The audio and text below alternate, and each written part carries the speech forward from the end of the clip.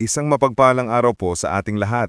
Magandang umaga, magandang tanghali at magandang gabi po sa lahat ng ating mga viewers. Saan man kayong panig ng mundo nanonood ngayon.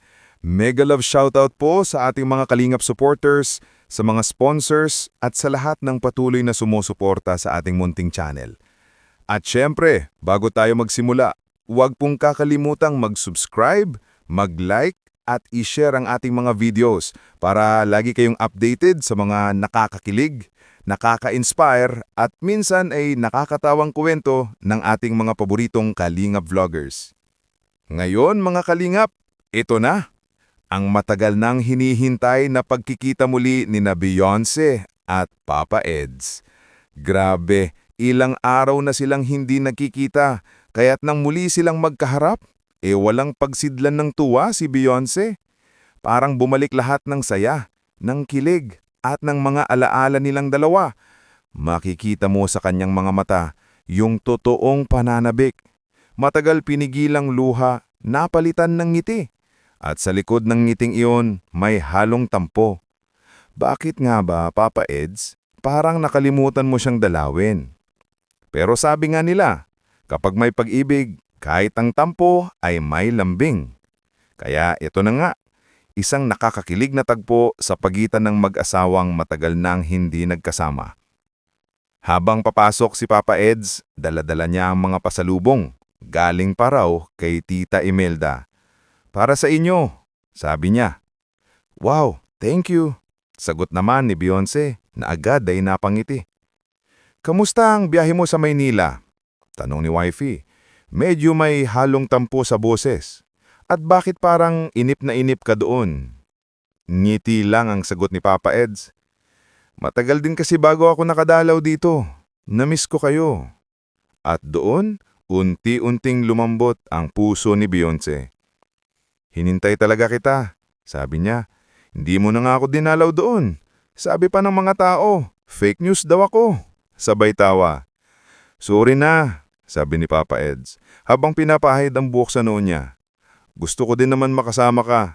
Kaso, malayo talaga. Pero lagi kitang naiisip. Ramdam mo yung lambing na may halong pangungulila. Hindi man sila magkasama araw-araw, alam mong totoo ang pagmamahal nila sa isa't isa. Habang nagkukwentuhan sila, napunta ang usapan sa mga live stream ni Beyonce. Pinapanood kita lagi, sabi ni Papa Eds. Hindi lang ako nagko-comment, nahihiya kasi ako. Napangiti si Beyonce. Talaga, akala ko nakalimutan mo na. Hindi, sagot ni Papa Eds. Kahit malayo ako, ikaw pa rin ang laman ng isip ko. At sabay silang natawa. Yung tawa na parang musika sa tenga. Pero syempre, hindi mawawala ang kulitan. Sabihin mo nga ulit, sabi ni Beyonce habang nakangiti. Ano yon? Tanong ni Papa Eds na nagkukunwaring inosente. Yung gusto kong marinig, sagot ni Wifey habang pinipigilan ng ngiti. Palagi ko namang sinasabi yun sa'yo Depensa ni Papa Eds. Gusto ko ngayon, harapan, sincere, giit ni Beyonce. Kaya napailing si Papa Eds, huminga ng malalim at sabay sabing, I love you, honey. Tahimik, tapos sabay silang natawa. Kita mo, sabi ni Beyonce, ang tagal pa ng drama mo bago mo sabihin. Gusto kong seryoso. Gusto kong maramdaman mo. At sa sandaling iyon, tila tumigil ang oras. Dalawang pusong muling nagtagpo sa kabila ng layo, sa kabila ng tampuhan, pinatunayan nilang ang tunay na pagmamahal ay hindi naluluma kahit sa pagitan ng distansya at panahon. Kaya mga Kalingap, kung kayo ay may minamahal, pahalagahan ninyo habang andyan pa. Minsan, hindi sa laki ng regalo na susukat ang pagmamahal, kung hindi sa simpleng pagdalaw, pag-alala, at mga salitang I love you. Kaya para sa buong Kalingap community, tuluyan ang pagmamahalan, tuluyan ang suporta kay Kuya Val Santos Matubang, Kalingap Rab, at sa buong Kalingap team upang mas marami pa tayong matulungan at mapasaya. Huwag kalimutan, No skip ads mga kalingap at suportahan natin ang mga vloggers na patuloy na nagbibigay inspirasyon at saya sa bawat isa. Ako po muli ang inyong lingkod na nagsasabing, magmahalan tayo, magtulungan, at huwag tayong magsasawang ngumiti dahil ang pag-ibig, gaya ng kwento ni na Beyonce at Papa Eds, ay laging magbabalik sa pusong marunong maghintay. Bottom heart, alaala nilang dalawa. Makikita mo sa kanyang mga mata yung totoong pananabik. Matagal pinigilang luha, napalitan ng ngiti.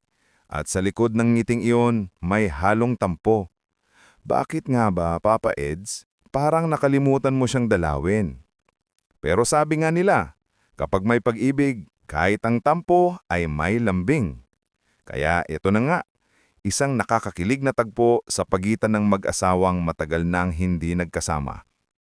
Habang papasok si Papa Eds, dala-dala niya ang mga pasalubong. Galing pa raw kay Tita Imelda. Para sa inyo, sabi niya. Wow, thank you. Sagot naman ni Beyonce na agad ay napangiti. Kamusta ang biyahe mo sa Maynila? Tanong ni Wifey. Medyo may halong tampo sa boses. At bakit parang inip na inip ka doon? Ngiti lang ang sagot ni Papa Eds. Matagal din kasi bago ako nakadalaw dito. Namiss ko kayo. At doon, unti-unting lumambot ang puso ni Beyonce. Hinintay talaga kita, sabi niya. Hindi mo na nga ako dinalaw doon. Sabi pa ng mga tao, fake news daw ako. Sabay tawa. Sorry na, sabi ni Papa Eds, habang pinapahid ang buhok sa noo niya. Gusto ko din naman makasama ka. Kaso, malayo talaga. Pero lagi kitang naiisip. Ramdam mo yung lambing na maihalong pangungulila. Hindi man sila magkasama araw-araw, alam mong totoo ang pagmamahal nila sa isa't isa. Habang nagkukwentuhan sila, napunta ang usapan sa mga live stream ni Beyonce. Pinapanood kita lagi, sabi ni Papa Eds. Hindi lang ako nagko-comment, nahihiya kasi ako. Napangiti si Beyonce.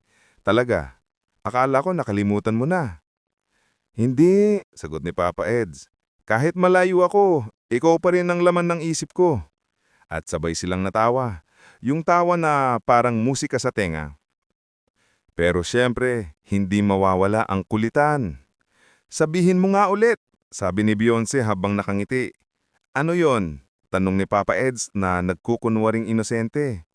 Yung gusto kong marinig, sagot ni Wifey habang pinipigilan ng ngiti. Palagi ko namang sinasabi yun sa'yo ah. Depensa ni Papa Eds.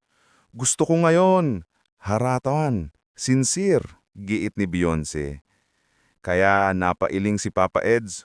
Huminga ng malalim at sabay sabing